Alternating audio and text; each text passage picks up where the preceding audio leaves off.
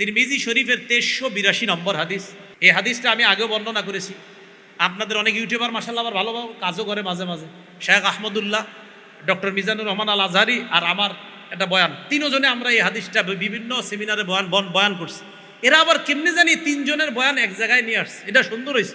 রাসূলুল্লাহ সাল্লাল্লাহু আলাইহি সাল্লাম বলেন, এই কিয়ামতের ময়দানে আল্লাহ শহীদকে ডাকবে, আলেমকে ডাকবে, আল্লাহ পাক রব্বুল আলামিন দানশীলকে ডাকবে। তো আলেমকে ডাইকা বলবে, আলেম সাহেব, নবীকে যেই কোরআনের বিদ্যা দিলাম আর নবী কোরআনের বিদ্যাটা ব্যাখ্যা করেছে হাদিস দিয়ে, এই কোরআন হাদিসের বিদ্যা কি আমি আপনাকে জানাইনি?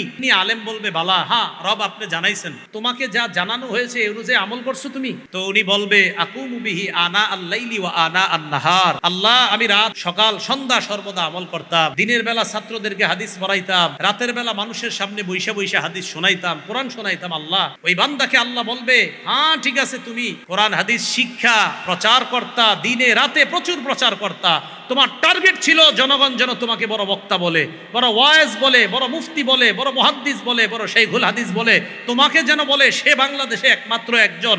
এইগুলা কামাই করার জন্য তুমি জনগণের সামনে, ছাত্রদের সামনে তুমি এইগুলা প্রচার করছো, আমারই খুশি করার জন্য করো নাই। যাও জাহান্নামে যাও। সুহিবা বিহি আলা ওয়াজহিহি ফিন্নার, মাথাটা নিচে পাগুলা উপরের দিকে দিয়ে হেঁচড়াইতে হেঁচড়াইতে জাহান্নামে।